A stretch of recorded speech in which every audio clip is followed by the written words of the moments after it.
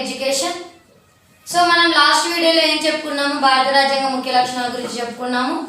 So ఇప్పుడు వచ్చేసి మనము ప్రాథమిక హక్కుల గురించి చెప్పుకుందాము. సో టుడే టాపిక్ ఏంటి అంటే ప్రాథమిక హక్కులు.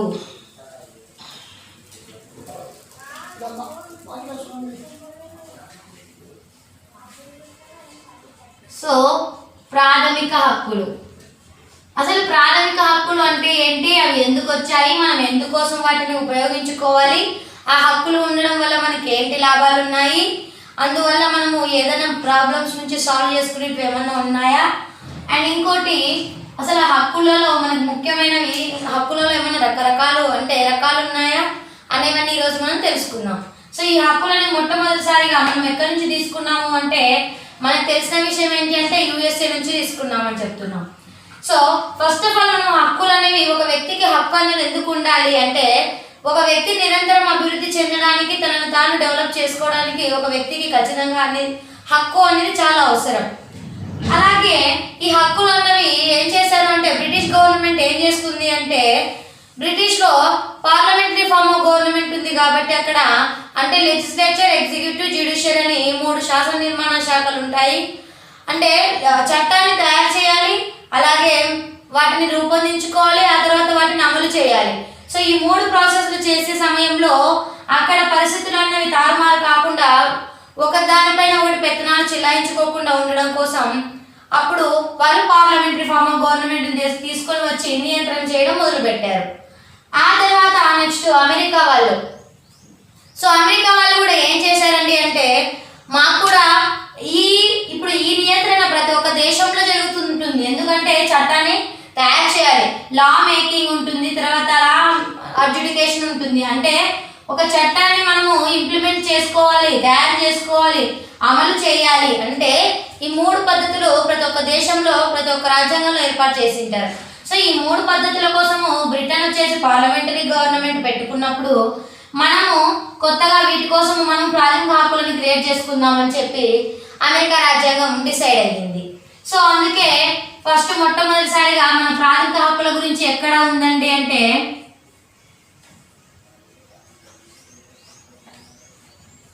ప్రాథమిక హక్కుల గురించి మొట్టమొదటిసారిగా బ్రిటిష్ గవర్నమెంట్ అంటే బ్రిటన్. సో ఈ గవర్నమెంట్ వాళ్ళు ఏం చేశారు అంటే 1215లో మాగ్నా కార్టాని ఏర్పరచడం జరిగింది. మాగ్నా కార్టా అంటే ఏంటి లేదండి, ఇది వచ్చేసి ఒక హక్కుల బిల్లు అంటాం. అంటే ఒక హక్కులని రాసి ఒక బిల్లు లాగా ఏర్పాటు చేసేదాన్ని మనం మాగ్నా కార్టా అని చెప్తారనమాట బ్రిటన్లో. ఆ తర్వాత యుఎస్ఏ కూడా ప్రాథమిక హక్కుల గురించి ఒకటి చెప్పింది. అంటే ఇక్కడ మాగ్నా కార్టా చెప్పినప్పుడు ఇక్కడ వీళ్ళు వచ్చేసి ఏం చేశారు అంటే ఒక సమావేశం పెట్టుకొని వీళ్ళు కూడా హక్కుల బిల్లుని ఏర్పాటు చేయడం జరిగింది. వాటిని మనం ఏమంటాము అంటే బిల్ ఆఫ్ రైట్స్, హక్కుల బిల్లు అంటారు తెలుగులో. సో దీన్ని తీసుకురావడం జరిగింది, హక్కుల బిల్లు.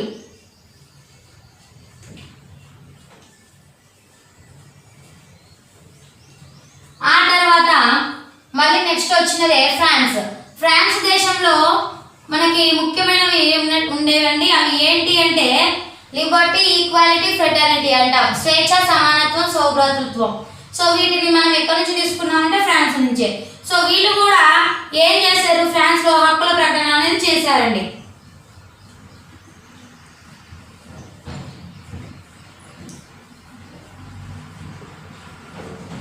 అలాగా హక్కుల ప్రకటన జరిగింది. ఆ తర్వాత ఇంకొకటి ఏంటి అంటే మనకి యుఎన్ఓ అనేది ఒకటి గుర్తుంటుంది కదా. UNO means United Nations Organisation, ఐక్యరాజ్య సమితి. సో ఈ ఐక్యరాజ్య సమితిలో 193 మెంబర్స్ అంటే సభ్య దేశాలు ఉన్నాయి. సో ఈ ఐక్యరాజ్య సమితి కూడా హక్కుల కోసము ఒక తీర్మానాన్ని తీసుకొచ్చేసింది. సో అది ఏంటి అంటే యుఎన్ఓ మానవ హక్కుల ప్రకటన.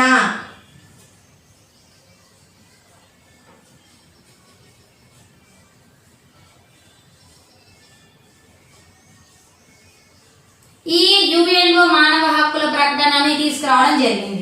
సో ఈ యుఎన్ఓ మానవ హక్కుల ప్రకటనని ఎప్పుడు తీసుకొచ్చారు అంటే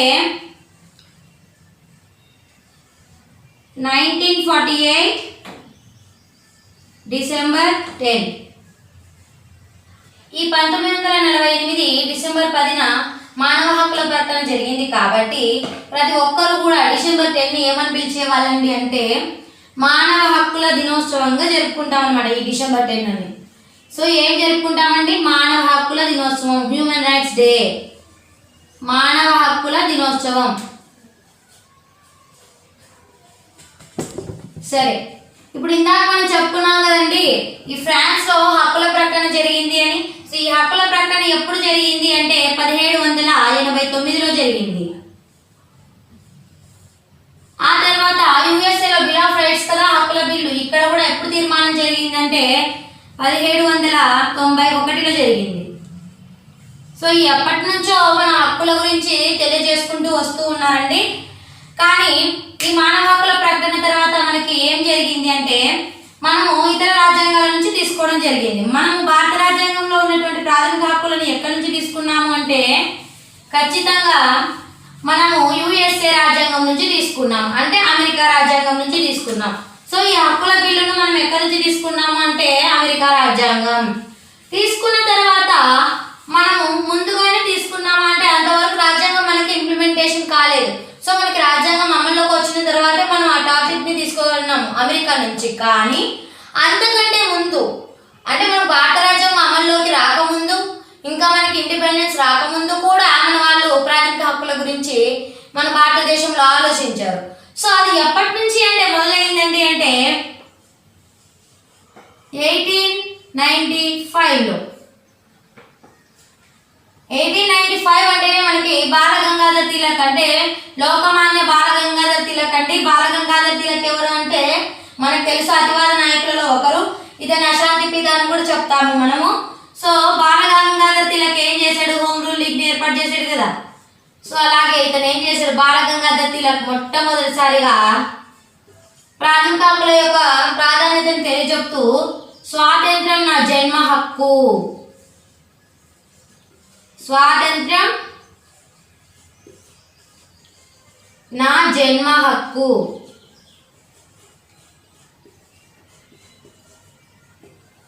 దాన్ని నేను సాధించి తీరుతాను.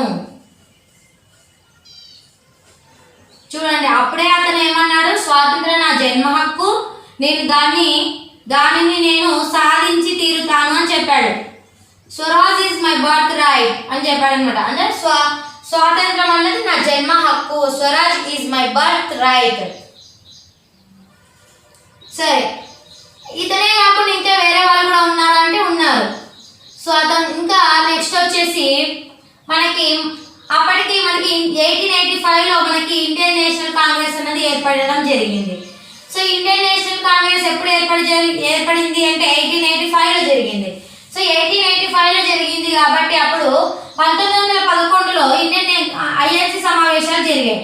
1911లో కలకత్తాలో ఐఎన్సి సమావేశం జరిగింది.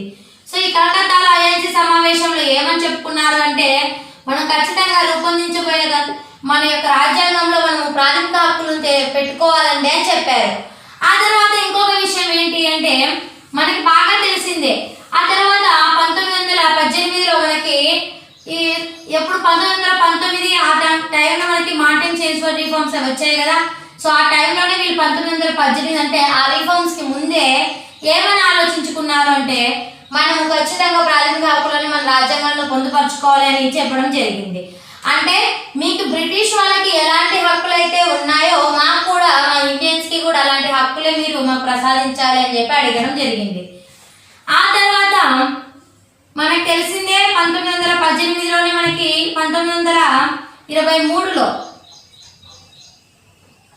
1923లో ఏం జరిగింది అంటే మనకు తెలిసినంత వరకు ఎవరండి మనకి ఈమె హోమ్ రూల్ లీగ్ కి ముఖ్యమైన ఆమె ఐర్లాండ్ వనిత అనమాట. ఆమె అన్ని బెసెంట్. సో ఆమె ఏం చెప్పింది అంటే అన్ని బెసెంట్ కూడా మాకి ఐర్లాండ్ లో ఉన్నటువంటి హక్కులు మాకు ఉండాలి అని కోరుకుంది. అంటే ఆమె ఐర్లాండ్ దేశం కాబట్టి అక్కడ ఉన్న హక్కులు లాంటి మాకు ఉండాలి అని చెప్పి ఆమె కోరుకుంది. సో ఆ తర్వాత ఇంకా చాలా రకరకాలుగా వచ్చాయండి. యంగ్ ఇండియా పత్రిక ఉంది కదండి. యంగ్ ఇండియా పత్రిక అంటే ఎవరిది? యంగ్ ఇండియా పత్రిక. సో యంగ్ ఇండియా పత్రిక అంటే మనకు గుర్తొచ్చేది మహాత్మా గాంధీ.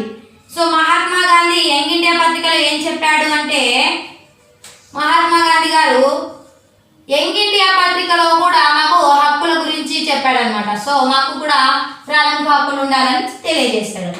సో ఆ విధంగా రకరకాలుగా చాలా మంది ఈ హక్కుల గురించి పోరాటం చేస్తూ అడుగుతూ చేస్తూ ఉండగా సర్దార్ వల్లభాయ్ పటేల్ అధ్యక్షతన ఒక రాజ్యాంగంలో ఒక ప్రాథమిక హక్కుల కమిటీని ఏర్పరిచి ఆ ప్రాథమిక హక్కుల ఉప కమిటీకి జేబీ కృపలానిని ఉపాధ్యక్షునిగా ఏర్పాటు చేసి కొంతమంది మెంబర్స్తో ప్రాథమిక హక్కుల సంఘాన్ని ఏర్పాటు చేయడం జరిగింది. సో అలా సంఘాన్ని ఏర్పాటు చేసి మన రాజ్యాంగ పరిషత్తులో వాళ్ళు ఏర్పడినంతగా వాళ్ళు ఏం చేశారు, ప్రాథమిక హక్కులని వాళ్ళు మన రాజ్యాంగంలో పొందుపరచడానికి ఒక కృషి చేశారనమాట. సో అలా కృషి చేసి మన ప్రాథమిక హక్కులు మన భారత రాజ్యాంగంలో ఏర్పాటు చేయడం జరిగింది. సరే, ఈ ప్రాథమిక హక్కులు మన భారత రాజ్యాంగంలో ఇప్పుడు ఎక్కడున్నాయి అంటే మూడవ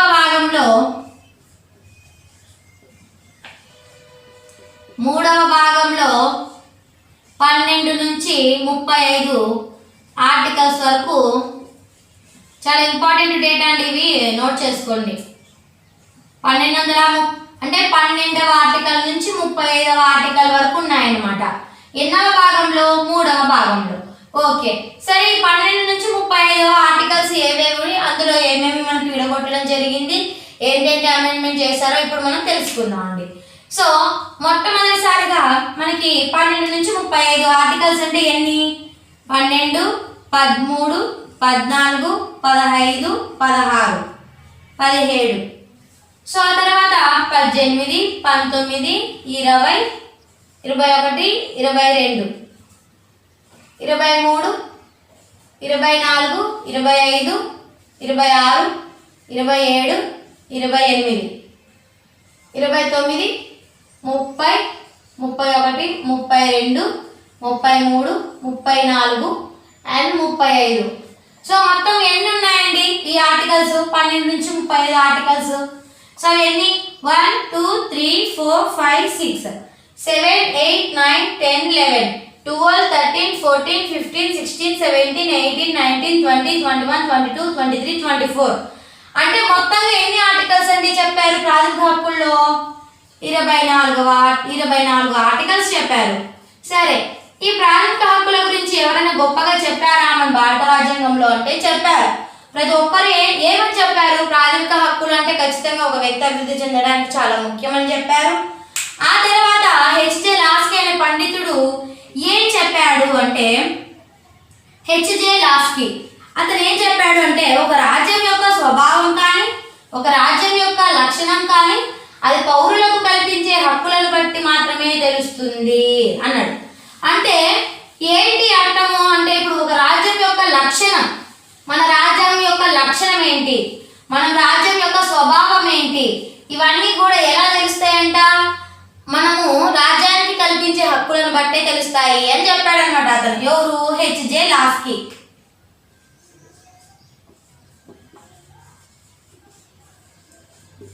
లాస్కీ అంటారు, హెచ్జే లాస్కీ. సరే, ఆ తర్వాత ఇంకొక విషయం, మనకు ఉన్నటువంటి 24 ఆర్టికల్స్ ఉన్నాయి కదండి, వీటిని మన భారత రాజ్యాంగంలో ఏం చేశారు అంటే 2 రకాలుగా డివైడ్ చేశారండి. అంటే 2 రకాలుగా డివైడ్ చేశారు. మనకుండే 24 ఆర్టికల్స్ని 2 భాగాలుగా డివైడ్ చేశారు. 2 భాగాలుగా. అవి ఏవేవో ఇప్పుడు తెలుసుకుందాం. ఆ 2 భాగాలుగా ఎవరు డివైడ్ చేశారు అంటే ఎంవి పైలీ. అంటే ఎంవి పైలీ అని ఆయన ఏం చేశాడండి అంటే, ఎంవి పైలీ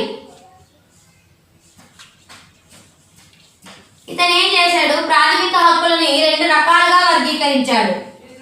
సో 2 రకాలుగా అవి ఏంటో చూద్దాం. ఆ 2 రకాలు ఏంటి అంటే,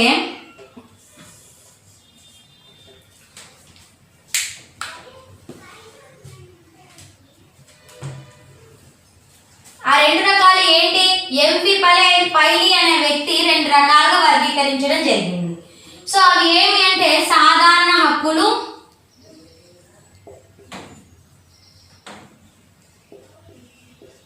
ఆ తర్వాత ప్రాథమిక హక్కులు. అదేంటి మేడం, మొత్తం 24 ప్రాథమిక హక్కులే కదా, మరి ఎందుకోసం ఇలా 2 డివైడ్ చేయడం జరిగింది అని మనకి ఆలోచన, డౌట్ వస్తూ ఉంటుంది.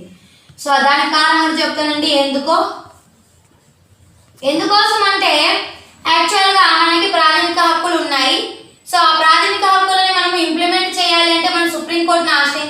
వస్తుంది. అంటే కొన్ని సందర్భాల్లో ప్రాథమిక హక్కులు మనం ఖచ్చితంగా వాటిని అనుభవిస్తామని గ్యారెంటీ లేదు. వేరే వారి వల్ల ఇతరుల వల్ల మనము ఆ హక్కును కోల్పోయే పరిస్థితి వస్తుంది. సో ఆ సమయంలో మనము సుప్రీంకోర్టుకి వెళ్ళాల్సి వస్తుంది. అలాగే మనం ఒకవేళ మన దగ్గరలో ఉన్న మన రాష్ట్రంలో ఉంటే హైకోర్టుకి వెళ్ళాల్సి వస్తుంది. సో ఈ విధంగా వెళ్తాం కాబట్టి వాటిని మనం సాధారణ హక్కులు అని చెప్తాము.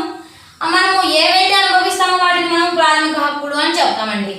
సో ఏంటేంటి సాధారణ హక్కులు అంటే 12వ ఆర్టికల్, 13, అలాగే 33, 34 అండ్ 35 ఈ ఆర్టికల్స్ అన్నవి సాధారణ హక్కులు అన్నమాట.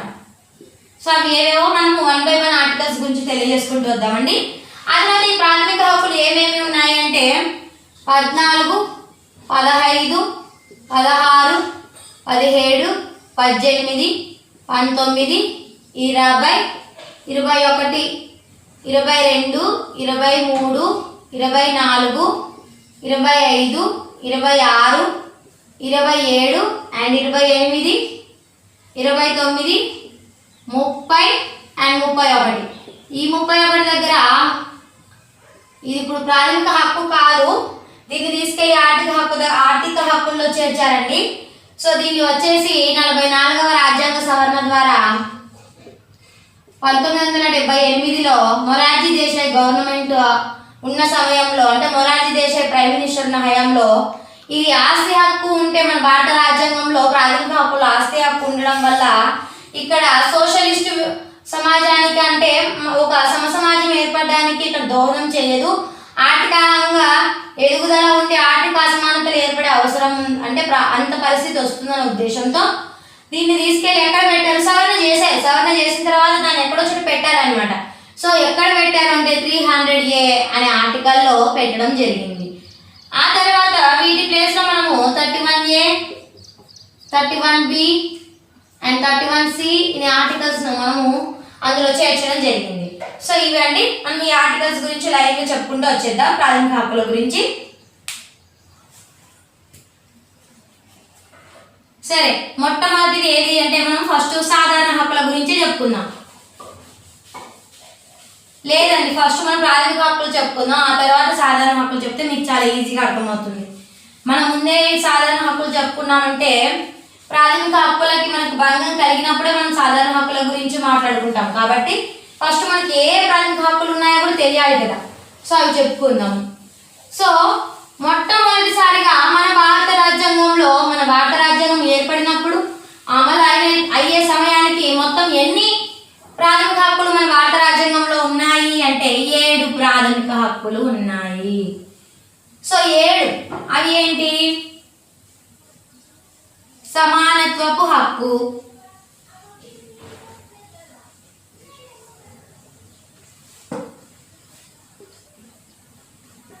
ఆ తర్వాత స్వేచ్ఛా హక్కు,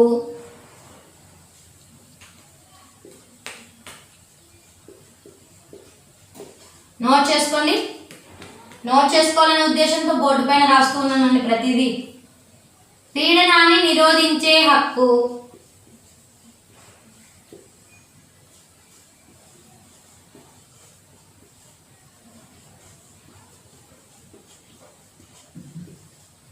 తర్వాత మత స్వాతంత్రపు హక్కు,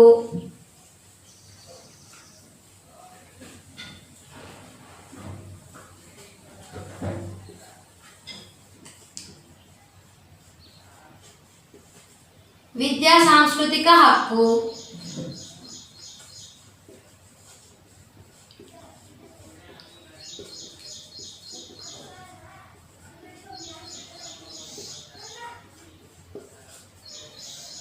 రాజ్యాంగం అప్పట్లో ఆస్తి హక్కు కూడా ఉండిందని చెప్పాము కదా, మనం ఇందాక దాన్ని సవరించడం జరిగింది అని చెప్పాం. ఆ తర్వాత రాజ్యాంగ పరిహారపు హక్కు,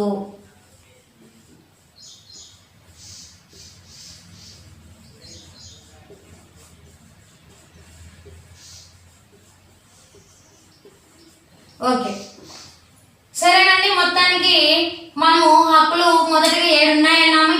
ఇప్పుడు ఎన్ని ఉన్నాయి ప్రస్తుతం అంటే ఈ ఆస్తి హక్కును డిలీట్ చేయగా అంటే సవరించగా దీన్ని మనం తీసివేస్తే అప్పుడు ఉన్నవి ఇప్పుడు ఎన్ని 6. సో ఇలా ఇక్కడ మనం చెప్పాము కదా ఏమేమి ఉన్నాయండి. ఫస్ట్ 7 ఉండేవి, ఆ తర్వాత 6 అయ్యాయి అనమాట. సో ఆ 7 ఏంటి? సమానత్వపు హక్కు, స్వేచ్ఛ హక్కు, పీడనాన్ని నిరోధించే హక్కు, మత స్వాతంత్రపు హక్కు, విద్యా సాంస్కృతిక హక్కు, ఆస్తి హక్కు, రాజ్యాంగ పరిహారపు హక్కు. ఇవి ఫస్ట్ లో ఉన్న 7. ఆ తర్వాత ఇప్పుడు ఎన్ని ఉన్నాయి అంటే ప్రస్తుతం 6 ఉన్నాయి. ఆ 6 లో ఒకటి మనము ఇప్పుడు మొదట్లో 7 ఉండే, అందులో ఆస్తి హక్కుని మనము ఏం చేసాము? అమెండ్మెంట్ చేసేసాం. కాబట్టి ఇప్పుడు మనకి ఇది అవసరం లేదు. సో ఇప్పుడున్న మనకి ప్రాథమిక హక్కులు ఎన్ని? 6. అంటే మనకి ఒక క్వశ్చన్ కూడా అడుగుతారండి.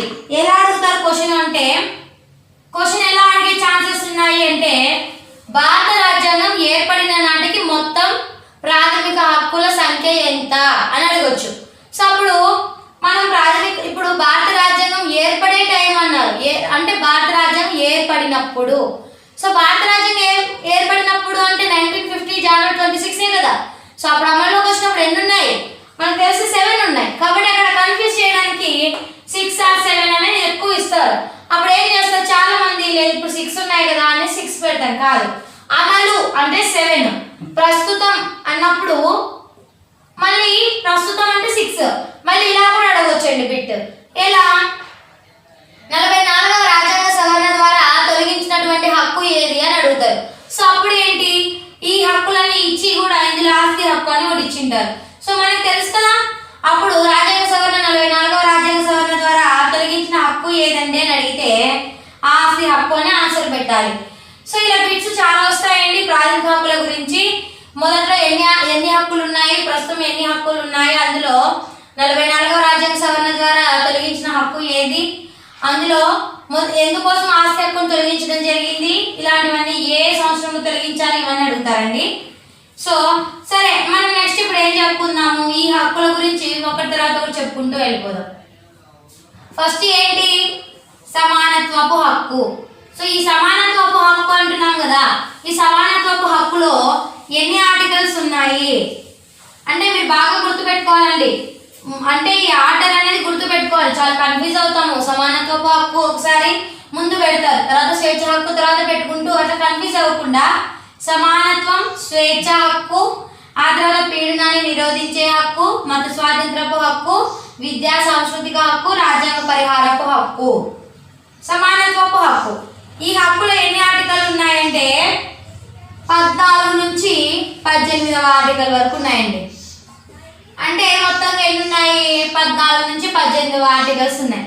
సరే, ఈ 14వ ఆర్టికల్ ఏం చెప్తుంది, ఈ 15వ ఆర్టికల్ ఏం చెప్తుంది? 16, 17, 18. సో ఈ ఆర్టికల్స్ ఏం చెప్తాయో మనం ఇప్పుడు తెలియజేద్దాం. సరే, 14వ ఆర్టికల్ ఏం చెప్తుంది అంటే, చట్టం ముందు అందరూ సమానులే. చట్టం ముందు అందరూ సమానులే అంటే all are equal before the law. అందరూ చట్టం ముందు సమానమే అంటే కుల, మత, వర్గ, వర్ణ, లింగ భేద ఏది డిఫరెంట్ ఉండదండి. There is no discrimination among colour, creed, race and etcetera. So ఇక్కడ ఏంటి? చట్టం ముందు అందరూ సమానులే అంటే ఇక్కడ సమన్యాయ పాలన అంటారండి. అంటే సమన్యాయ పాలననే కదా అర్థం. చట్టం ముందు అందరూ సమానమైనప్పుడు, అందరూ సమానమైతే దాన్ని ఏమంటామంటే మనము సమన్యాయ పాలన అని చెప్పొచ్చు. సో రూల్ ఆఫ్ లా అంటారు. సరే, ఇప్పుడు ఈ 14వ ఆర్టికల్ ప్రకారం సమన్యాయ పాలనలో మన వాళ్ళు ఏం చేస్తారు? చట్టం ముందు అందరూ సమానమే కదండి అని చెప్పేసి ఈ కాన్సెప్ట్ మన వాళ్ళు ఎక్కడి నుంచి తీసుకున్నారు తెలుసా? బ్రిటన్ రాజ్యాంగం నుంచి తీసుకున్నారు. సో ఈ బ్రిటన్ రాజ్యాంగంలో ఒక గొప్ప వ్యక్తి ఉండేవాడు, ఏవి డైసీ అని. సో ఈ ఏవి డైసీ అని ఆయన ఏం చేశాడు? తన యొక్క లా ఆఫ్ కాన్స్టిట్యూషన్ అనే బుక్ రాశాడు. అంటే లా ఆఫ్ కాన్స్టిట్యూషన్ అనే బుక్ రాశాడండి. సో ఈ బుక్ రాసిన తర్వాత ఈ బుక్ లో ఏమని ఉంది అంటే సమన్యాయ పాలనకు సంబంధించి రూల్ ఆఫ్ లా కాన్సెప్ట్ అనేది ఉందండి. సో ఇందులో ఉన్నటువంటి ఈ కాన్సెప్ట్ ని మనము అక్కడ బ్రిటన్ లో పెడితే ఈ బ్రిటన్ నుంచి మనం ఈ 14వ ఆర్టికల్ ని తీసుకోవడం జరిగింది. సరేనా? సో నెక్స్ట్ 15వ ఆర్టికల్. ఇక్కడ ఏంటి అంటే ఇక్కడ కూడా వివక్షత అనేది చూపరాదు. అంటే ఫర్ ఎగ్జాంపుల్ ఇప్పుడు బావులు ఉన్నాయి, ఒక ఊర్లో ఒక బావి ఉంది, ఆ బావి అందరికీ సమానమే. లేకుంటే ఆ కులం వాళ్ళే తాగాలి, ఈ కులం వాళ్ళే తాగాలి, వాళ్ళే ఉండాలి, వీళ్ళే ఉండాలి అనుకోకూడదు. సో ఆ డిస్క్రిమినేషన్ లేకుండా, అలాగే మంగళ వాళ్ళు ఉంటారు, వాళ్ళందరికీ క్షౌరం చేయాల్సిందే, అంటే హెయిర్ కట్ చేయాల్సిందే, అలాగే వాళ్ళ దగ్గరికి అందరూ వెళ్ళాల్సిందే. సో అక్కడ డిస్క్రిమినేషన్ ఉండకూడదు. అంటే ఎవరి వృత్తిని మనం అవమానించకూడదు అనమాట. అంటే ఎవరి పని వాళ్ళు చేసుకుంటూ ఉంటే వాళ్ళ పనిని మనం గౌరవించాలి అంతే తప్ప మనం అవమానించకూడదు.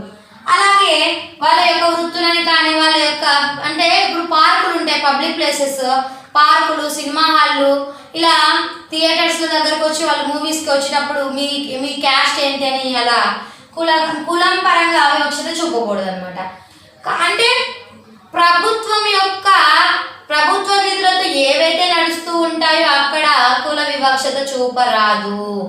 అంటే నేను మేడం ప్రభుత్వం నడిపైతే కుల వివక్షత చూపరాదు, కానీ అది ప్రైవేట్ అయితే చేయొచ్చా అని అనుకోవచ్చు. కాదండి. అంటే 15వ ఆర్టికల్ ప్రకారం ఏంటి అంటే there is no discrimination among the peoples of India. అంటే విచక్షణ అన్నది ఉండదు. మనం ఇందాక చెప్పాం కదా, కలర్, మళ్ళీ క్రీడ్, రేస్ అని చెప్పాం. అంటే కుల, మత, వర్గ, వర్ణ, లింగ భేద తేడాలు ఏమి లేకుండా అందరూ కూడా చట్టం ముందే సమానం అని చెప్పాం కదా.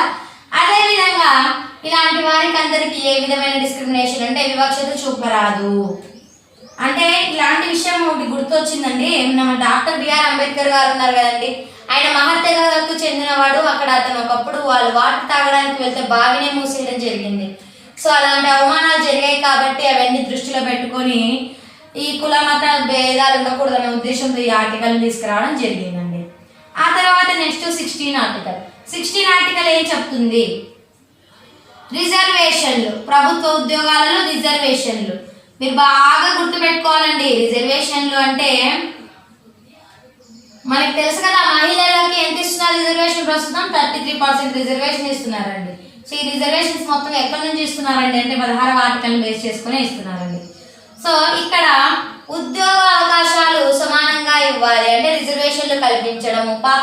అంటే ప్రభుత్వ ఉద్యోగాలకి సమాన అవకాశాలు అందరికీ కల్పించాలి. అంటే ఆ ఉద్యోగానికి తగిన అర్హతలు ఉన్నాయనుకోండి, అప్పుడు అక్కడ కూడా డిస్క్రిమినేషన్ చేయకూడదు అనమాట. సో ఖచ్చితంగా వాళ్ళకి రిజర్వేషన్ కల్పించాలి. సో రిజర్వేషన్లు ఇవ్వడానికి చాలా మంది ఇది కూడా ఇప్పుడు ఎక్కువ తక్కువ చూసినట్టే కదా అని అనుకుంటారు. That is called positive discrimination. అంటే వీటిని ఏమంటారు అంటే పాజిటివ్ డిస్క్రిమినేషన్. ఒక బిట్టు పడవచ్చండి ఇక్కడ. ఇప్పుడు భారత రాజ్యాంగం ప్రకారము మన 16వ ఆర్టికల్ ప్రకారము అందరికి సమాన అవకాశాలే కల్పించడం జరిగింది కదా.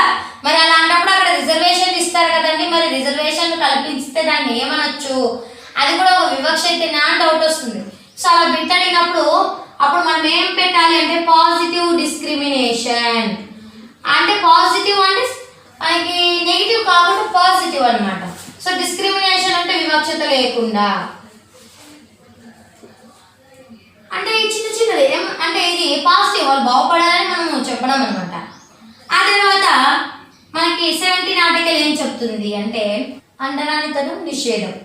సో అంటరానితనం నిషేధం అని చెప్పినప్పుడు యాక్చువల్గా అంటరానితనం అంటే డిస్క్రిమినేషన్ అండి. ఇది కూడా అంటే మనం తాకిన వస్తువులను వాళ్ళు తాకకుండా చేయడం, మనం తాగిన నీళ్లు వాళ్ళకి ఒకవేళ వాళ్ళకి నీళ్లు పోయాలంటే వాళ్ళ చేతుల్లో నుంచి నీళ్లు పోయటం, అంటే మన గ్లాసులు వాళ్ళకి ఇస్తే ఏమవుతాయో అన్నట్లుగా చూడడం. సో ఇలాంటి అంటరానితనం గురించి చాలా చాలా ఇబ్బందులు ఎదుర్కొన్నారండి చాలామంది. కానీ ఇప్పటికీ కూడా అది కొన్ని చోట్ల ఉంది అనుకుంటున్నాను నేనైతే.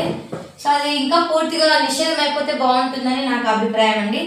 ఇంకా పెద్ద వాళ్ళు ఏజ్డ్ పర్సన్స్ బాగా ఇంకా వాటికి అలవాటు పడి ఉన్నారు. సో అది ఇంకా క్లియర్ అవ్వాలని కోరుకుంటున్నా. సరే, ఈ అంటరానితనం నిషేధం గురించి యాక్చువల్గా 1955లో చట్టాలు చేశారండి. పౌర హక్కుల పరిరక్షణ అని, అంటే పౌర హక్కులు పరిరక్షించడం అని. అంటే ఇక్కడ ఏమని ఉండింది అంటే అస్పృశ్యత నిరోధక చట్టం అని ఉండింది. అస్పృశ్యత నిరోధక చట్టాన్ని తీసుకొచ్చి పౌర హక్కుల పరిరక్షణ చట్టం ఇలాగా తెచ్చారన్నమాట. సో ఈ విధంగా అయితే చట్టాలు తీసుకురావడం జరిగిందండి. ఆ తర్వాత 18 ఆర్టికల్. ఈ 18 ఆర్టికల్ ఏం తెలియజేస్తుంది అంటే బిరుదుల నిషేధం. బిరుదులు ఉంటాయి కదండి, బిరుదులు అంటే డాక్టరేట్స్ ఇవి అని అంటాం కదా, అలా కాకుండా ఎడ్యుకేషన్ పర్పస్ వేరండి. ఇక్కడ ఉండే బిరుదులు ఏంటి అంటే ఈ బిరుదులు రద్దు అన్నమాట. అంటే ఈ ఆర్టికల్ ప్రకారం ఏంటి అంటే మన భారత రాజ్యాంగం మనకు కొన్ని బిరుదులు కల్పించింది. అంటే అవి కూడా అన్నిటికీ ఇవ్వకుండా ఎడ్యుకేషన్కి సంబంధించి సైనిక సంబంధించిన మాత్రమే ఇవ్వాలి అని, అంటే విద్యా సైనిక అవార్డులు ఇవ్వాలి అని, విద్యకు సంబంధించి సైనికులకు సంబంధించి. సో మనకు తెలిసిందే విద్యకు సంబంధించింది అంటే డాక్టర్ ఆఫ్ ఫిలాసఫీ అంటాం కదా, పిహెచ్డి. సో డాక్టరేట్ బిరుదులు ఇవి వస్తుంటాయి కదా, ఇవి. ఆ తర్వాత సైనికులకు వచ్చేసి అశోక చక్ర, పరమవీర చక్ర, భారత చక్ర, అది భారత రత్న. సో ఇలా అవార్డులు ఉన్నాయన్నమాట. సో ఏమేమి ఉన్నాయండి? అశోక చక్ర, పరమవీర చక్ర, భారత రత్న, ఇలాంటి అవార్డ్స్ ఉన్నాయి. సో ఈ అవార్డ్స్ అయితే ఇవ్వచ్చు అని చెప్పారు. కానీ ఇంకొక విషయం గుర్తుపెట్టుకోవాలి, ఈ అవార్డులు ఇచ్చే సమయంలో ఇప్పుడు మనకి అవార్డులు ఇస్తున్నారండి, బాగా నీ శక్తికి మించి నువ్వు బాగా సైనికురాలు అనుకుందాం. సో మీకు మంచిగా ఓకే బాగుంది, వీళ్ళకి అవార్డు ఇచ్చేంత ఉన్నారు అన్నప్పుడు బ్రిటన్ దేశము లేక ఏదో మన చుట్టుపక్కల దేశాలు ఉంటాయి. సో మనకు ఒక అవార్డు ప్రకటించి ఉంటాయి. సో అవార్డు ప్రకటిస్తే పక్క దేశం కదండి, మనకు అవార్డు ప్రకటిస్తే వెళ్ళి తీసేసుకోవచ్చు స్పాట్లో. అంటే అదే తీసుకోవచ్చా లేదా అంటే తీసుకోకూడదు. అది తీసుకోవచ్చు ఎలా? వితౌట్ పర్మిషన్తో కాకుండా మన రాష్ట్రపతి పర్మిషన్ తీసుకొని మనం వెళ్ళి అవార్డు తీసుకోవచ్చు. రాష్ట్రపతికి ఒక లేఖ రాసుకోవాలి, నాకు ఇలా అవార్డుకి సెలెక్ట్ అయ్యాను సార్, నేను తీసుకోవాలనుకుంటున్నాను సార్ అని వాళ్ళని అడిగితే వాళ్ళు ఓకే చెప్తే అప్పుడు మనం తీసుకోవాలన్నమాట. అంతేకాని మళ్ళీ ఊరికే మనము ఇచ్చారు కదా తీసుకుంటే తప్పు అనమాట. ఇప్పుడు మనకి కొన్ని పాకిస్తాన్ ఉంది, శత్రు దేశమే అది. అంటే ఇలా అంటే ఏదైనా కానీ అవార్డులు ఒకవేళ ఇస్తున్నారు అనుకోండి, పక్క దేశాల వాళ్ళు ఇస్తే మనం తీసుకోవాలి. అండ్ ఇంకోటి, మన భారత రాష్ట్రపతి అనుమతితో అసలు అవార్డు తీసుకోకుండా అంటే అనుమతి ఖచ్చితంగా ఉండాలి. అనుమతి లేకుండా ఉంటే బిరుదులు అనేవి రద్దయిపోతాయి అన్నమాట. ఓకేనా? సో ఈ టైటిల్స్ అంటారు వీటిని. సరే, నెక్స్ట్ ఏంటండి? సమానత్వపు హక్కు తర్వాత స్వేచ్ఛా హక్కు.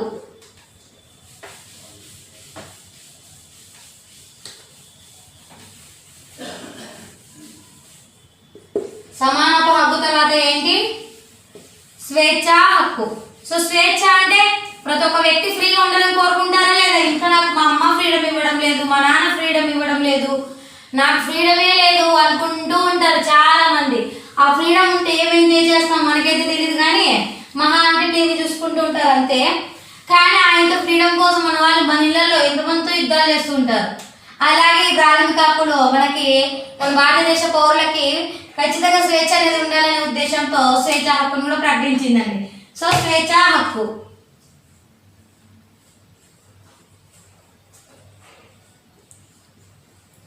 సరే, ఈ స్వేచ్ఛా హక్కు ఎన్ని ఆర్టికల్స్ అంటే ఎక్కడి నుంచి ఎంతవరకు ఉందో చెప్తాం. 19 ఆర్టికల్ నుంచి 22 ఆర్టికల్ వరకు ఉందండి. సో ఈ స్వేచ్ఛా హక్కులో 19 నుంచి 22 ఆర్టికల్స్ తెలియజేస్తాయి ఈ స్వేచ్ఛా హక్కుని. సరే, ఈ 19వ ఆర్టికల్ ఏంటి? 20 ఏంటి? 21, 22 ఈ ఆర్టికల్స్ ఏంటో మనం ఇప్పుడు చెప్పుకుందాం. సరేనా? సో 19 ఆర్టికల్ ఏం చెప్తుంది? స్వేచ్ఛ. స్వేచ్ఛ అంటే ఎలా అంటే మన భారతదేశంలో మొత్తంగా ఇక్కడ ఎన్ని రకాల స్వేచ్ఛలు ఇచ్చారు అంటే దగ్గర 6 రకాల స్వేచ్ఛలు ఇచ్చారండి. అంటే మొదటగా ఇక్కడ కూడా 7 రకాలు ఉండింది, ఇప్పుడు 6 రకాలకు వచ్చేసిందండి. అది వచ్చేసి అక్కడ ఆస్తి హక్కు రద్దు అవడం వల్ల ఇక్కడ ఇంకొక హక్కు రద్దు అయిపోయింది. సో ఈ ఏవి అంటే భారతదేశం అంటే వాక్కు అంటే మాట, అంటే మనకి మాట్లాడే హక్కు, వాక్ స్వాతంత్రం. ఏమండి? వాక్ స్వాతంత్రం ఒకటి. ఇది వచ్చేసి ఏంటి అంటే 19(1)(a) ఆర్టికల్. ఆ తర్వాత 19(1)(b) ఆర్టికల్లో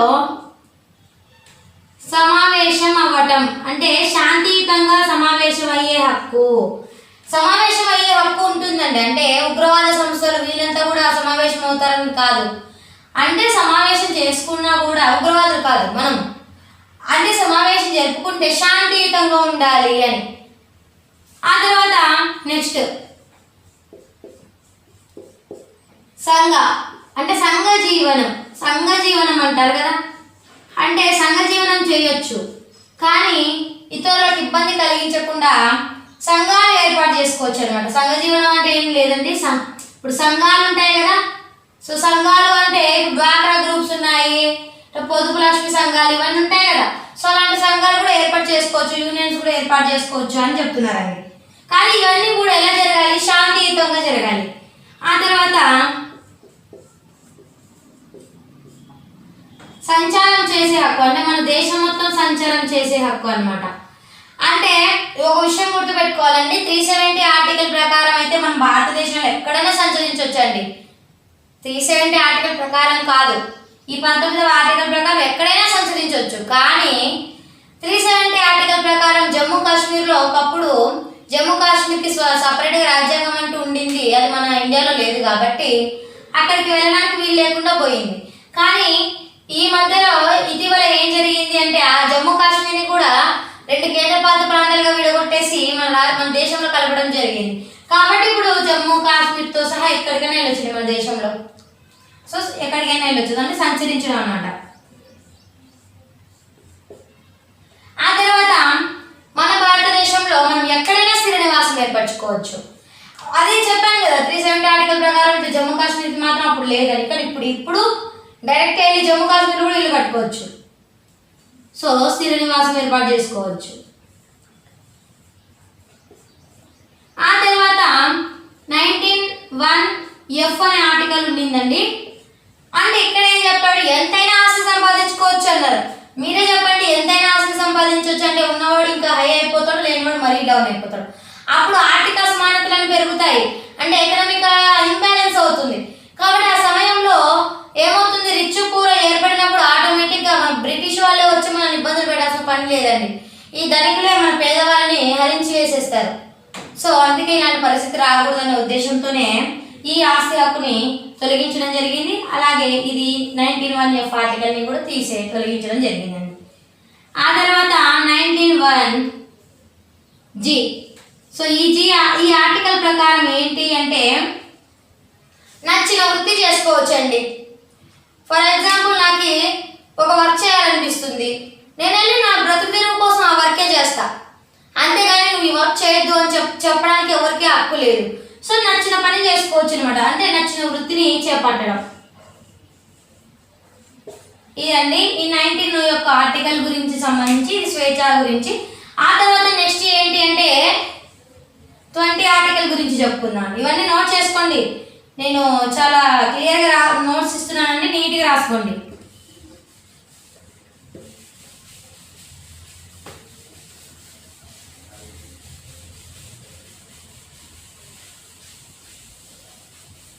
ఓకే, నెక్స్ట్ ఏంటి? 20 ఆర్టికల్. నెక్స్ట్ ఏంటి? 20 ఆర్టికల్ అండి. సో 19 క్లియర్ అయిపోయింది. నెక్స్ట్ 20 ఏంటి? ఈ 20 ఆర్టికల్ ప్రకారం అంటే ఇక్కడ వచ్చేసి అండి, ఈ 20 ఆర్టికల్ ప్రకారం మనకు తెలియకుండానే శిక్ష పడి ఉంటుంది మనకి. అంటే ఒక పోలీస్ వస్తాడు, ఆ నేరం రుజువు అయ్యింటది, ఇంకా అప్పటికే ఏం చేస్తాడు? నేరం రుజువు అయ్యిందో లేదో తెలియదు కానీ వచ్చి శిక్ష వేయడానికి వస్తాడు. సో అతను వచ్చి మనకి బెయిల్ తీసుకొని వచ్చి మనకి ఎప్పుడైతే ఇక్కడ వేస్తున్నాడో, మరి ఎందుకోసం వేస్తున్నారండి మీరు మనకి అని అడిగే క్వశ్చన్ మనకు ఉంది. మనం ఆ క్షణంలో నిజంగా తప్పు చేస్తామా లేదని తెలుసుకునే అవసరం మనకు ఉంది. సో ఎందుకోసం చేస్తున్నారని మనం పోలీసులు రిక్వెస్ట్ చేసే శక్తి ఉంది. సో ఈ 20వ ఆర్టికల్ దేనికి సంబంధించింది అంటే నేరం శిక్ష గురించి తెలియజేస్తుందండి. ఇందులో ఇంకొక విషయం, ఇప్పుడు ప్రొటెక్టివ్ డిస్క్రిమినేషన్ అంటారండి. అంటే మనకి అసలు అంటే ఇప్పుడు నేను ఎప్పుడో ఒకప్పుడు తప్పు చేశా, నాకు జైలు శిక్ష పడింది, అయిపోయింది. ఓ 3 సంవత్సరాల తర్వాత వచ్చి ఇదే శిక్షకి నువ్వు అదే తప్పు చేసావని మళ్ళీ ఇంకోసారి వేస్తారా? శిక్ష వేయకూడదు. సో అలా వేస్తే దాన్ని ఏమంటారంటే డబుల్ జియోపార్డీ అంటారనమాట. సో 22 ఆర్టికల్ ప్రకారము డబుల్ జియోపార్డీ అన్నది ఉండకూడదు. అంటే డబుల్ జియోపార్డీ అంటే ఏంటి అంటే ద్వంద్వ శిక్ష.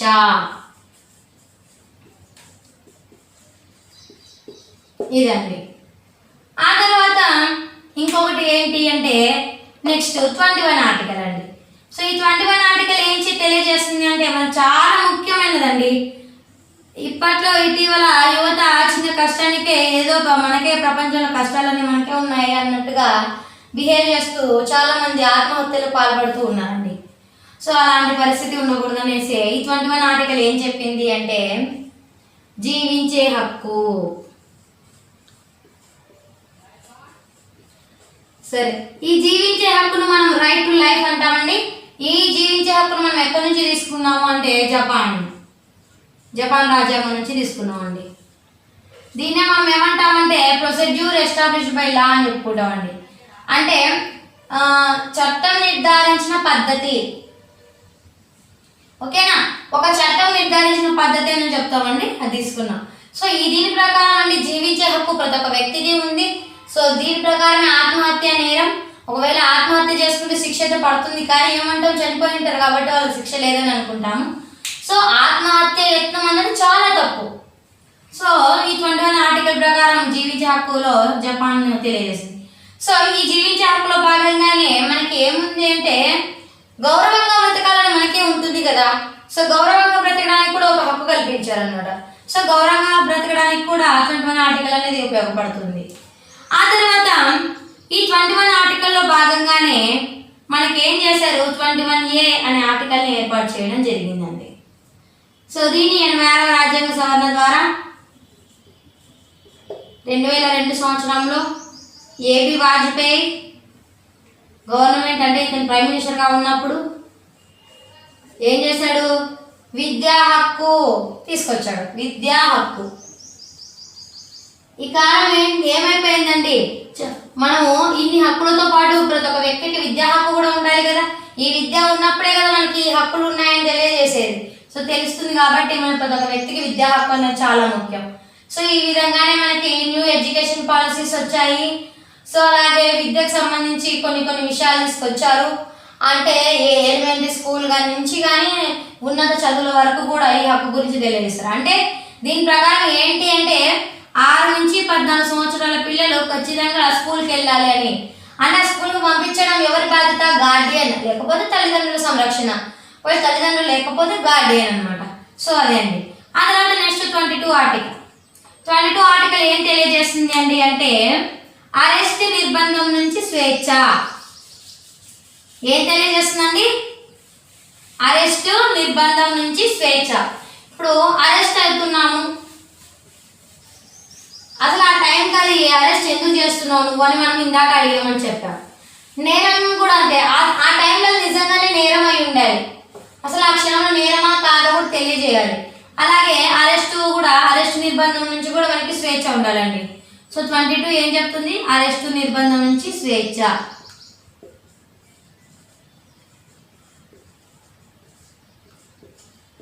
ఓకే, సరేనండి. నెక్స్ట్ ఏంటి, స్వేచ్ఛ హక్కు తర్వాత పీడనాన్ని నిరోధించే హక్కు. సరే, పీడనాన్ని నిరోధించే హక్కు అంటున్నాం కదండి. దీన్ని మనం ఏమంటామంటే ఇంగ్లీష్లో right against exploitation. Right against exploitation, పీడనాన్ని నిరోధించడం. అంటే పీడనాన్ని నిరోధించడం కూడా మన హక్కే అన్నమాట. సో పీడనాన్ని నిరోధించే హక్కు. ఓకేనా, సరే, పీడనాన్ని నిరోధించే హక్కు ఏంటి? ఈ పీడనాన్ని నిరోధించే హక్కులో ఎన్ని ఆర్టికల్స్ ఉన్నాయి? 23, 24. సరే, ఈ 23 ఆర్టికల్ ఏం చెప్తుంది, 24 ఆర్టికల్ ఏం చెప్తుంది? సో చూడండి, 23 ఆర్టికల్ ఏం చెప్తుంది అంటే ఇక్కడ ఏంటి, వాళ్ళకు ఇప్పుడు వెట్టి చాకిరీ నిర్మూలన గురించి తెలియజేస్తుందండి.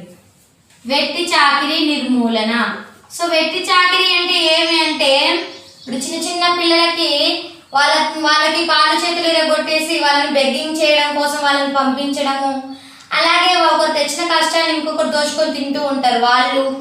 అలాగే ఇంకొకటి ఏంటి అంటే ఒక టీనేజర్స్కి అనవసరమైన పుస్తకాలు ఇచ్చి యువత తప్పుపడేలా చేయడం కోసం కొన్ని పుస్తకాలు ఇవ్వటం, వాళ్ళని తప్పుదో పట్టించడానికి చూడడం. సో ఇవన్నీ, అందులోనూ వ్యభిచారం, ఇలాంటివి కూడా మనకి ఎక్కడ వెట్టి చాకరీ కిందకే వస్తాయండి. ఆ తర్వాత 24వ ఆర్టికల్. ఈ 24వ ఆర్టికల్ ఏం చెప్తుందంటే బాల కార్మిక వ్యవస్థ నిషేధం.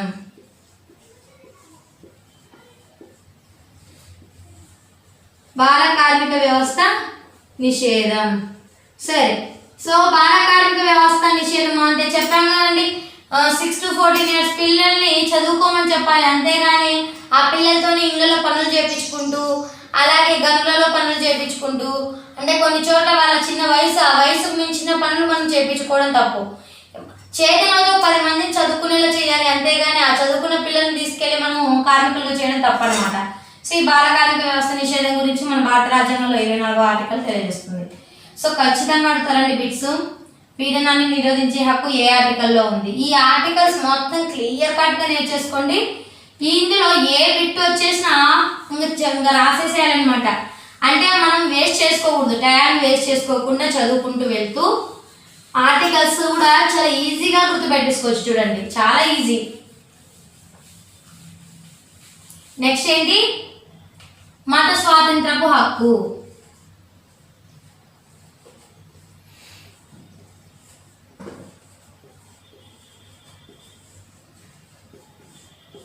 మత స్వాతంత్రపు హక్కు. సరే, ఈ మత స్వాతంత్రపు హక్కు అంటే ఏంటి అంటే right to freedom of religion. So ఇది వచ్చేసి మనకి 25 to 28 ఆర్టికల్స్ వరకు తెలియజేస్తుందండి. సరే, 25 ఆర్టికల్ ఏం చెప్తుంది, 26 ఆర్టికల్ ఏం చెప్తుంది, 27 ఏం చెప్తుంది, 28 ఏం చెప్తుంది అంటే మీరు ఒక విషయం చెప్పాలండి. మన భారతదేశం లౌకిక రాజ్యం అని చెప్పాము ప్రియాంబుల్లో. సరే, భారత రాజ్యము లౌకిక రాజ్యం కాబట్టి మతం విషయంలో న్యూట్రాలిటీగా ఉంటుంది, అంటే తటస్థంగా ఉంటుంది, అంటే ఏ మతాన్ని హైక్ చేయడం అలాంటివి ఏం చేయదు. కాబట్టి ఇది మన ఒక సెక్యులర్ స్టేట్. సో 25వ రాజ్యాంగం ప్రకారం ఏంటి, 25వ ఆర్టికల్ ప్రకారం అంటే అంతరాత్మ నిషేధం. అంటే అంతరాత్మంగా మన మనసు ఏం చెబుతుందో ఆ మనసు చెప్పినట్టుగానే నీ ఇష్టం వచ్చిన మతాన్ని స్వీకరించవచ్చు. అంటే మనం క్రిస్టియన్, హిందూ, ముస్లిం, క్రిస్టియన్, జైన్, సిక్ ఇలాంటివి ఏవి లేవు. మన ఇష్టం అండి, మనం ఏ మతం స్వీకరించాలనుకుంటే నీ ఇష్టం, ఏ దేవుణ్ణి మొక్కాలన్నా నీ ఇష్టం, మన ఇష్టం. సో చాయిస్ అంతా మొత్తం అనేది అనమాట. సరే, అంతరాత్మ ప్రబోధానుసారమే మనము నడుచుకోవాలి. ఆ తర్వాత 26వ ఆర్టికల్ ఏం చెప్తుంది అంటే ఇప్పుడు ఉన్నాయి కదండి దేవాదాయ శాఖలు ఇలాంటివి గుళ్ళ దగ్గర మనము ఏం చేస్తుంటాము, వ్యవహారం అంటే పన్ను ట్యాక్స్ వాళ్ళు ఏం చేయాలా అవి అంటే ఇప్పుడు గుడికి వస్తారు, గుడికి వచ్చిన భక్తులకి ప్రసాదాలు పెట్టాలా. సో ఈ ప్రసాదాలు ఇవన్నీ తీసుకురావాలి అంటే అక్కడ ఒక మేనేజ్మెంట్ ఉండాలి, అవునా కదా. సో ఇక్కడ ఒక మత నిర్వహణకు సంబంధించి ఒక సంస్థలను కూడా ఏర్పాటు చేసుకోవచ్చు. ఆ తర్వాత ఇక్కడ ఏర్పాటు చేసుకున్న నిర్వహణ ఏదైతే ఉంటుందో మత సంస్థలు, దేవాదాయ సంస్థల వాళ్ళు, అదే దేవాదాయ సంస్థల వాళ్ళు పన్నులు వసూలు చేసుకోవచ్చండి. అంటే పన్నులు అంటే ఇక్కడ ఆలోచించాలంటే అందరూ కట్టాల పన్ను అనేది కాదు, కానీ ఇప్పుడు మనం గుడికి వెళ్తాము, గుడికి వెళ్ళినప్పుడు దేవునికి కానుకగా డబ్బులు వేస్తాం కదా. సో అవే అనమాట. సో ఇక్కడ వచ్చేసి మనం నచ్చిన మతము స్వీకరించవచ్చండి. ఆ తర్వాత ఈ 26వ ఆర్టికల్ ప్రకారం నచ్చిన మతం ఇప్పుడు మతానికి సంబంధించి మేనేజ్మెంట్ అనమాట, వ్యవహారం చూసుకోవచ్చు. ఆ తర్వాత ఈ పన్నులను వసూలు చేసుకోవచ్చు. ఆ తర్వాత ఇది చాలా ముఖ్యమండి, చాలాసార్లు బిట్ కూడా వస్తుంది ఇది ఖచ్చితంగా. ఏంటి అంటే మత బోధ నిషేధం. అంటే ప్రభుత్వం చేత ప్రభుత్వ నిధులతో ఎక్కడైతే నడపబడుతున్నాయో విద్యాలయాలు అక్కడ అంటే ప్రభుత్వం యొక్క సంస్థలేనండి, అక్కడ మత బోధ చేయరాదు. అంటే కొన్ని హిందూయిజంకు సంబంధించి, క్రిస్టియానిటీకి సంబంధించి, ముస్లింలకు సంబంధించి కొన్ని ఉంటాయండి స్కూల్స్. సో వాటిలో చేసుకోవచ్చు. అంటే నేను చెప్పేది ఏంటి, ప్రభుత్వం పన్నులతో కానీ ప్రభుత్వంతో నడపబడే ప్రభుత్వం యొక్క నిధులతో నడపబడే వాటిలో మాత్రం చేయకూడదు, అంటే గవర్నమెంట్ వాటిలో చేయరాదు అని. ఓకే, నెక్స్ట్ ఏంటి, విద్యా సాంస్కృతికపు హక్కు.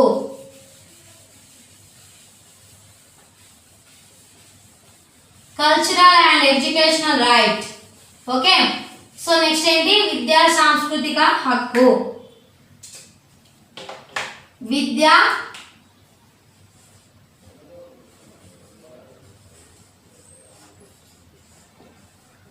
సాంస్కృతిక హక్కు. ఓకే, ఈ ఆర్టికల్స్ ఏం తెలియజేస్తాయి అంటే 29, 30 ఈ రెండు ఆర్టికల్ అండి. ఇప్పుడు ఇంకొక విషయం బాగా గుర్తుపెట్టుకోవాలి. 29 ఆర్టికల్ ప్రకారం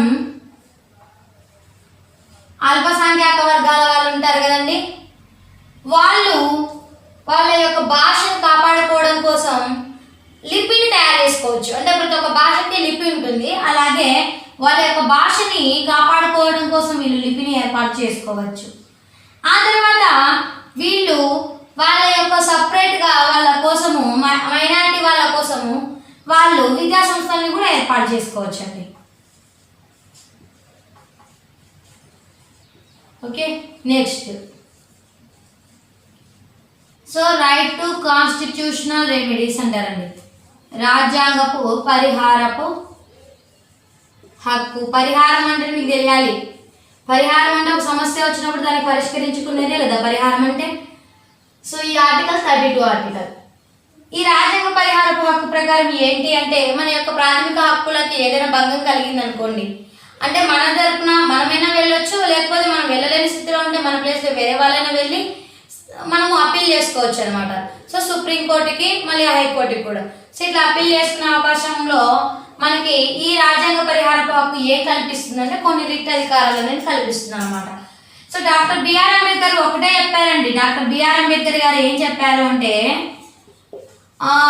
ఈ రాజ్యాంగ పరిహారపు హక్కు అనేది హక్కుల అమలుకే హక్కు, అంటే ప్రాథమిక హక్కులన్నీ కూడా అమలు అవ్వాలి అంటే ఈ హక్కులు ఉంటేనే అమలు అవుతాయి అన్నమాట. అంతేకాకుండా ఈ భారత రాజ్యాంగ పరిహారపు హక్కు అన్నది భారత రాజ్యాంగానికే ఆత్మ హృదయం వంటిది అని చెప్పాడు. మీరు ఆలోచించాలండి, ఏం చెప్పాడు? ఈ భారత రాజ్యాంగం అంటే రాజ్యాంగ పరిహారపు హక్కు అనేది అంటే భారత రాజ్యాంగానికి ఆత్మ హృదయం వంటిది. ఇప్పుడు మనం ఒక బాడీ ఉంది, మన ఒక శరీరంలో మనకి ఆత్మ హృదయము ఈ హార్ట్ అనేది చాలా ముఖ్యం. ఈ స్టాప్ అయిపోతే మన లైఫ్ అయిపోతుంది. సో అందుకోసమే అంటే ఇప్పుడు ఈ గుండె విలువ ఎలాంటిదో అలాగే ఈ రాజ్యాంగ పరిహారపు హక్కుకున్న వాల్యూ కూడా అలాంటిదే అని చెప్పాడు అనమాట డాక్టర్ బిఆర్ అంబేద్కర్ గారు. ఓకేనా? సరే, నెక్స్ట్ వచ్చేసి ఈ రాజ్యాంగ పరిహారపు హక్కు కింద 32 ఆర్టికల్ ప్రకారం సుప్రీంకోర్టు ఏం చేస్తుందంటే 32 ఆర్టికల్ సుప్రీంకోర్టు ఇవి రిట్స్ అధికారాలండి. రిట్ అంటే 5 రిట్లను జారీ చేస్తుంది. రిట్స్ అంటే ఏంటి అంటే పాటించవలసిన ఆదేశాలు అని అంటారండి. అంటే రిట్ అంటే సుప్రీంకోర్టు చెప్తుంది నువ్వు ఇలా ఫాలో కావాలంటే చచ్చినట్టు మనం అదే ఫాలో కావాలన్నమాట. సో రిట్ అంటారండి. సో ఈ రిట్స్ ని మనం లండన్ నుంచి తీసుకున్నాం, అంటే బ్రిటన్ నుంచి తీసుకున్నామండి.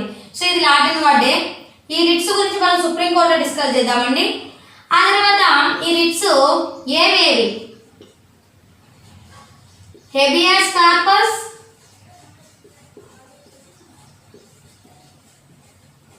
mandamus,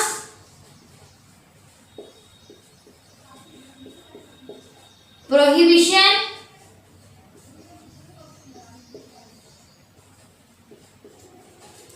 certiorari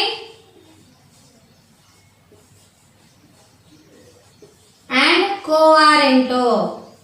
సో ఇవన్నీ వచ్చేసి సుప్రీంకోర్టు జారీ చేసే రిట్స్ అండి. సో దీని ప్రకారం సుప్రీంకోర్టు ఒకటే జారీ చేస్తున్న రిట్స్ అంటే లేదు, హైకోర్టు కూడా జారీ చేస్తుంది. సో హైకోర్టు అన్నది 226 ఆర్టికల్ ప్రకారం జారీ చేస్తుందండి. అంటే 226 ఆర్టికల్ ప్రకారము 32 ఆర్టికల్ ప్రకారం సుప్రీంకోర్టు జారీ చేస్తే 226 ఆర్టికల్ ప్రకారము హైకోర్టు జారీ చేస్తుంది. ఓకేనా? సో ఈ రిట్స్ గురించి నేను సుప్రీంకోర్టు టాపిక్లో చెప్తానండి మొత్తం. సరే, నెక్స్ట్ వచ్చేసి ఏంటి అంటే ఇప్పుడు మనం ఇందాక మనము ప్రాథమిక హక్కుల గురించి చెప్పుకున్నామండి. మనము 2వ భాగం ఉంది కదండి, పైలి విభజించిన 2వ భాగంలో ఏంటివి అంటే సాధారణ హక్కులు. సో అవి ఏంటో ఇప్పుడు చెప్పుకుందాం.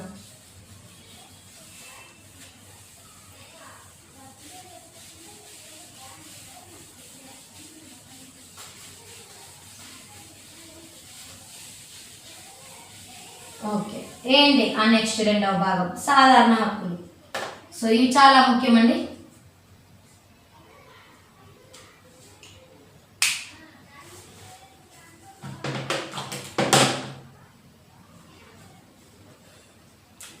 సాధారణ హక్కులు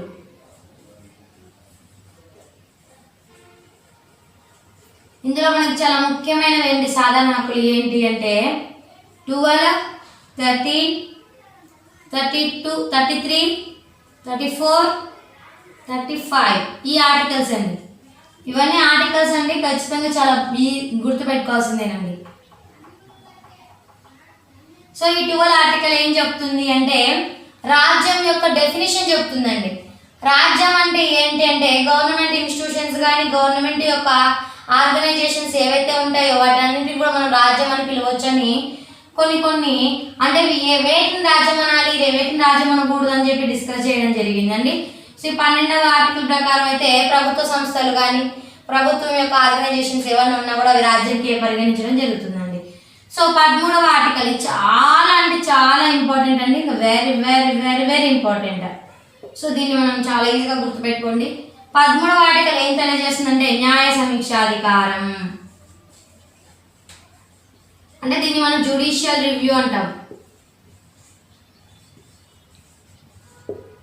ఈ జ్యుడిషియల్ రివ్యూ ఏంటి అంటే న్యాయ సమీక్షాధికారం అంటే అర్థం ఏంటి అంటే రాజ్యాంగబద్ధంగా లేకుండా ఒక చట్టం ఎప్పుడైనా సుప్రీంకోర్టు తీర్పు ఇచ్చింది అనుకోండి, ఆ సుప్రీంకోర్టు తీర్పు ఇది రాజ్యాంగబద్ధంగా లేదు అని కొట్టివేసే అధికారం కూడా సుప్రీంకోర్టుకి ఉంటుందండి.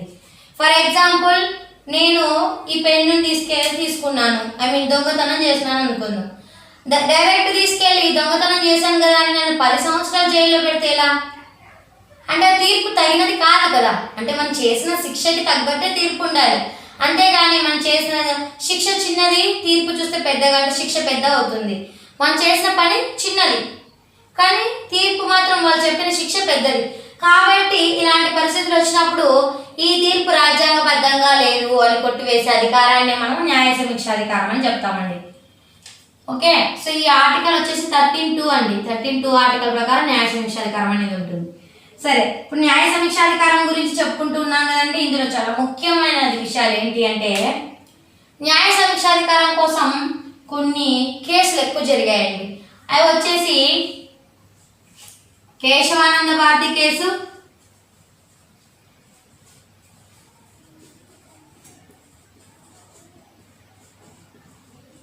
శంకరి ప్రసాద్ కేసు,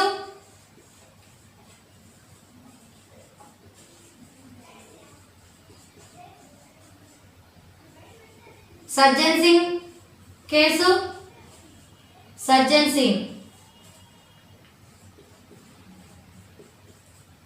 సింగ్ వర్సెస్ రాజస్థాన్ అనమాట. సో ఈ case Kesavananda Bharati case, Shankari Prasad versus union of India case,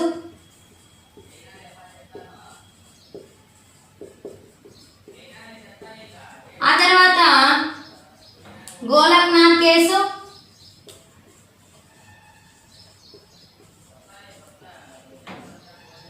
Minerva Mills case.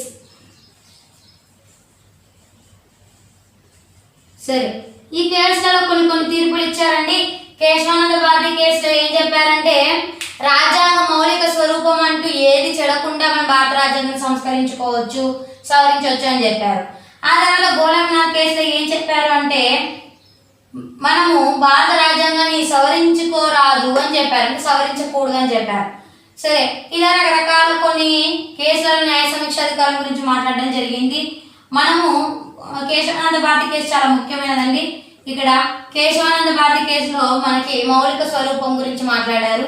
So ఇలా క్వశ్చన్ కూడా అడగొచ్చు, రాజ్యాంగ మౌలిక స్వరూపం గురించి మాట్లాడినటువంటి కేసులలో కింది వాటిలో ఏది అని అడిగారు అనుకోండి, అప్పుడు Kesavananda Bharati case, Shankari Prasad case, Sajjan Singh case, Golaknath case అని ఆప్షన్స్ ఇస్తారు, ABCD. అప్పుడు ఏమవుతుంది ఇక్కడ వీళ్ళు అడిగిన క్వశ్చన్ ఏంటి, భారత రాజ్యాంగం యొక్క మౌలిక స్వరూపం అనే అంశాన్ని ఈ కింది వాటిలో ఏ కేసు చర్చించింది అని అడుగుతారు. అప్పుడు శంకరి ప్రసాద్ కాదు, సజ్జన్ సింగ్ కాదు, అదే గోలక్నాథ్ కేసా కాదు, మినర్వా మిల్స్ కేసు కాదు. అంటే ఈ 4 కాదు అన్నప్పుడు ఇదే రైట్, అంటే కేశవానంద భారతి కేసే. సో ఫస్ట్ ఇప్పుడు మనము అన్నిటి గురించి తెలుసుకుంటే ఎలిమినేషన్ చేసుకుంటూ వస్తామండి, అప్పుడైతే ఈజీగా ఆన్సర్ మనం ఫైండ్ అవుట్ చేసుకోవచ్చు అనమాట. ఓకేనా? సరే, నెక్స్ట్ ఆర్టికల్ ఏంటి, 33 అంటే మనకు తెలిసిందే 33 ప్రకారము ఇవన్నీ కూడా ఏం చెప్తాయి అంటే, ఇప్పుడు మన భారత రాజ్యాంగం ఉంది కదండి, ఆ తర్వాత మార్షల్ లాస్ ఉంటాయి, సైనిక పాలనలు, సైనిక చట్టాలు. ఈ 33, 34, 35 అనేవి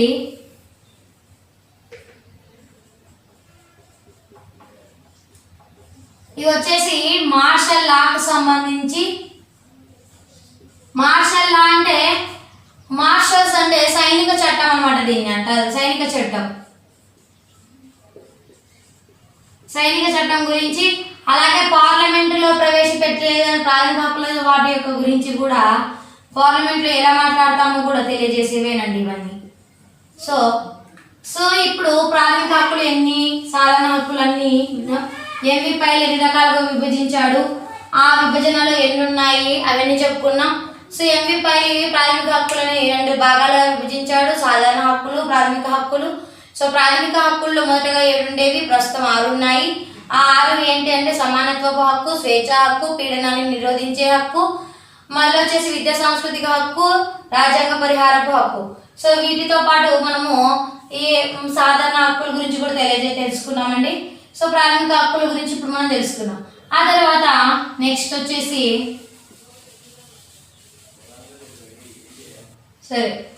ఇప్పుడు చెప్పుకునేది ఏంటి అంటే, ప్రాథమిక హక్కులు మన దేశానికి కాబట్టి, మన భారత రాజ్యాంగంలో ఉన్నాయి కాబట్టి మనకే వర్తిస్తాయా లేకుంటే విదేశీయులకు కూడా వర్తిస్తాయా అని మనం డౌట్ అనమాట. సరేనా, మనం ఇది ఈరోజు క్లారిఫై చేసుకుందాం. సో భారతీయులకు మాత్రమే వర్తించే ప్రాథమిక హక్కులు ఏంటి అంటే ఓన్లీ ఇండియన్స్కి మాత్రమే. భారతీయులకు మాత్రమే ఏవి అంటే 15, 16, 19, 29, 30 ఆర్టికల్స్. ఇవి మాత్రం ఖచ్చితంగా భారతీయులకు మాత్రమే వర్తిస్తాయండి, అంటే విదేశీయులకు వర్తించవు. ఇప్పుడు విదేశీయులు అంటే వేరే దేశాల వాళ్ళు మన దేశంలో వచ్చి బ్రతుకుతూ ఉంటారు కదా, సో వాళ్ళకు కూడా హక్కులు ఉండాల్సిందే. కాబట్టి ఇవి మాత్రం ఓన్లీ ఇండియన్స్కి మాత్రమే వర్తిస్తాయండి. 15వ ఆర్టికల్ వచ్చేసి ఇక్కడ ప్రభుత్వానికి సంబంధించిన చోట డిస్క్రిమినేషన్ లేకుండా ఉండాలి. ఇవి వచ్చేసి 16 వచ్చేసి ప్రభుత్వ ఉద్యోగాలలో రిజర్వేషన్లు, ప్రభుత్వ ఉద్యోగాలలో సమాన అవకాశాలు.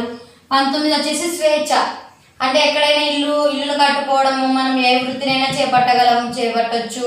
సో ఇవన్నీ కూడా ఎక్కడ అంటే ఇది 19 ఆర్టికల్ ప్రకారం ఉన్నటువంటి స్వేచ్ఛలని మన ఇండియన్స్కి వర్తిస్తాయి. 29, 30 అంటే ఇక్కడ లిపిని ఏర్పాటు చేసుకోవచ్చు మైనారిటీ వాళ్ళు, అలాగే ఇక్కడ మైనారిటీ వాళ్ళు విద్యా సంస్థలను కూడా ఏర్పాటు చేసుకోవచ్చు అండి. సో ఇవి మాత్రమే ఇండియన్స్కి వర్తిస్తాయి. సో మిగిలిన ఆర్టికల్స్ ఉన్నాయి కదండి, ఈ 5 కాకుండా మిగిలిన ఆర్టికల్స్ మొత్తం కూడా విదేశీయులకు వర్తిస్తాయండి, విదేశీయులకు వర్తిస్తాయి. ఏవేవి అంటే విదేశీయులకి 14, 16 కాదండి 17. ఇక్కడ మనం ఇందాక చెప్పుకున్న అవి కాకుండా ఇంకా వేరేవి అనమాట. సో 18, 20, 21, 22, 23, 24, 25, 26, 27, 28, తర్వాత 32. ఓకేనా, మనం ఇందాక ఎన్ని చెప్పుకున్నామండి, మనం ఇందాక చెప్పుకున్న ఆర్టికల్స్ ఏంటి అంటే 15, 16, 19, 29, 30. అంటే ఆ ఆర్టికల్స్ మాత్రము మన భారతీయులకు వర్తిస్తే ఇక్కడ ఉన్నటువంటి ఈ ఆర్టికల్స్ మనతో సహా అంటే భారతీయులతో పాటుగా విదేశీయులకు వర్తిస్తాయి అని. అంతేగాండి, ఇప్పుడు చట్టం ముందు అందరూ సమానులే అంటే కరెక్టే, మన భారతదేశంలో మనం సమానం అంటే ఇప్పుడు ఈ వ్యక్తి బ్రిటిష్ నుంచి వచ్చాడు మన ఇండియాకి, అప్పుడు ఇతనికి కూడా ఇప్పుడు ఏమవుతుంది, న్యాయం సరిగా అందలేదు అనుకోండి, సమన్యాయం చేయాలి కదా. అంటే ఇతను తప్పు చేయకుండా కూడా ఇతనికి ఉరిశిక్ష చేస్తాము మనం, సో వేయకూడదు. కాబట్టి విదేశీయులకి అన్ని వర్తిస్తాయి అన్నమాట. సో స్వేచ్ఛ అంటే ఇంతకు ముందు చెప్పిన 15, 16, ఆ తర్వాత 19, 29, 30 ఆర్టికల్స్ మినహా మిగిలినవన్నీ కూడా విదేశీయులకి వర్తిస్తాయి. ఓకేనా, ఇంకొకటి నెక్స్ట్, ఈ ప్రాథమిక హక్కులపైన ఏమైనా పరిమితులు విధించవచ్చా? ఇవి ప్రాథమిక హక్కులు భారత రాజ్యాంగానికి అతీతమా అంటే ఈ హక్కులని సవరించడానికి లేదా అంటే కొన్ని ఉన్నాయండి. అవి ఏంటి అంటే ఇప్పుడు ఒక విషయం గుర్తుపెట్టుకోవాలి, మనకి అత్యవసర పరిస్థితులు ఉన్నాయి కదండి, 352, 356, 360 ఈ ఆర్టికల్స్ ప్రకారంగా మనకి అత్యవసర పరిస్థితులు విధించిన సమయంలో అంటే పక్క దేశం వాళ్ళు వచ్చి మన దేశం పైన దండెత్తినప్పుడు ఆ టైంలో కూడా మనకి ప్రాథమిక హక్కులు కావాలంటే కుదరదు కదండి. అప్పుడు రాష్ట్రపతి ఏం చేస్తాడంటే సస్పెండ్ చేస్తాడు అనమాట. సో ఈ ప్రాథమిక హక్కుల్ని సస్పెండ్ చేసే అధికారం రాష్ట్రపతికి ఉంటుంది. అంటే ఇంకా పూర్తిగా రద్దు చేయరండి, సస్పెండ్ చేస్తారు. సస్పెండ్ చేసి మళ్ళీ పరిస్థితులన్నీ సెట్ అయిన తర్వాత అప్పుడు ఓకే మళ్ళీ ప్రాథమిక హక్కుల్ని మనం అనుభవించడానికి ఉంటుంది.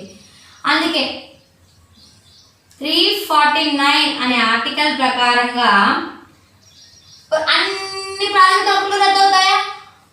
జీవించే హక్కు కూడా రద్దు అవుతే ఏమవుతుందండి? ఇంకా అక్కడ మనం చనిపోవాలా? లేదు కదా. కాబట్టి ఇది 20 ఆర్టికల్ రద్దు కాదు. ఆ తర్వాత 21 ఆర్టికల్ అండి. 21 ఆర్టికల్ అంటే మనం తప్పు చేయకుండా నేరం చేయకుండా మనం శిక్షిస్తే మనం ఒప్పుకుంటాం, ఆ సమయంలో ఒప్పుకోము. కాబట్టి ఈ 21 ఆర్టికల్ కూడా రద్దు కాదు. సో ఈ 2 ఆర్టికల్స్ అన్నవి భారత రాజ్యాంగం అత్యవసర పరిస్థితి విధించిన సమయంలో ఈ 2 సస్పెండ్ అవుతాయి. అంటే అన్నీ సస్పెండ్ అవుతాయి కానీ ఈ 2 మాత్రం అస్సలు రద్దు కావు. ఇక్కడ ఒక క్వశ్చన్ అడగచ్చు. ఎలా అడుగుతారు అంటే భారత రాజ్యాంగం అత్యవసర పరిస్థితి సమయంలో ఇక్కడ ఇచ్చిన క్రింది వాటిలో ఏ ఆర్టికల్స్ రద్దు కావు అని అడుగుతారు. మనం కన్ఫ్యూజ్ అవుతాం. అప్పుడు 22, 20 ఆప్షన్ ఏ. ఆప్షన్ బిలో ఏమి ఇస్తారు? 21, 20 అని ఇస్తారు. ఆప్షన్ సిలో ఏమి ఇస్తారు? 19, 18 అని ఇస్తారు. ఆప్షన్ డిలో ఏమి ఇస్తాడు? 14, 16 అని అనుకుంటాం. ఇప్పుడు మనకేం థాట్ వస్తుంది? 22 అంటే అరెస్ట్ కదా, అరెస్ట్ నుంచి కూడా రక్షణ అంటే అలా పోతాం. కాబట్టి మ్యాక్సిమం దీన్ని తప్పు చేయడానికి ఆస్కారం ఉంటుంది. ఆ తర్వాత 21, 30. ఇప్పుడు 21, 20 మనకు తెలిసిన ఆన్సర్ ఇది. సో 19 స్వేచ్ఛ ఖచ్చితంగా ఉండాలేమో కదా అనేసి మనం వాళ్ళు ఇక్కడ ఈ ఆన్సర్ కూడా పెట్టేలా ఉండొచ్చు. సో 14 అంటే చట్టం ముందు అందరూ సమానులే కదా, సమానత్వ హక్కునే తీసేస్తే ఎలా అని కూడా ఆలోచించే వాళ్ళు ఉంటారు. కాబట్టి ఇది రాంగ్ మనం క్లియర్గా తెలుసుకుంటే ఇప్పుడు 21, 20 అనే ఆన్సర్ రైట్. ఓకేనా. సో ఈ క్రింది వాటిలో భారత రాజ్యాంగం అత్యవసర పరిస్థితి సమయంలో ఏ ఆర్టికల్స్ రద్దు కావు? 21, 20. ఓకేనా. సో ఇలా బిట్స్ అడుగుతారండి. సో ప్రాథమిక హక్కుల గురించి మనం ఈరోజు తెలుసుకున్నాము. ఎన్ని ఆర్టికల్స్ ఉన్నాయో చెప్పుకున్నాము. భారత రాజ్యాంగంలో ఉన్నటువంటి ప్రాథమిక హక్కుల యొక్క చరిత్ర తెలుసుకున్నాము. భారత రాజ్యాంగంలో ఉన్నటువంటి ప్రాథమిక హక్కుల యొక్క కమిటీకి చైర్మన్ ఎవరు? సర్దార్ వల్లభాయ్ పటేల్. ఆ తర్వాత ప్రాథమిక హక్కుల ఉపసంఘానికి ఎవరు ఉపాధ్యక్షుడు అంటే జేబీ కృపలాని గారండి. సో అది చెప్పుకున్నాము. ప్రాథమిక హక్కుల చరిత్ర చెప్పుకున్నాం. ప్రాథమిక హక్కులు ఎక్కడి నుంచి తీసుకున్నామో చెప్పాం. ప్రాథమిక హక్కులు ఎన్ని ఆర్టికల్స్ ఉన్నాయని చెప్పాం. అవి ఎన్ని భాగాలుగా విభజించామో చెప్పుకున్నాం. ఆ తర్వాత ప్రాథమిక హక్కులు ఎన్ని రకాలుగా విభజించినప్పుడు ప్రాథమిక హక్కులను చెప్పుకున్నాం.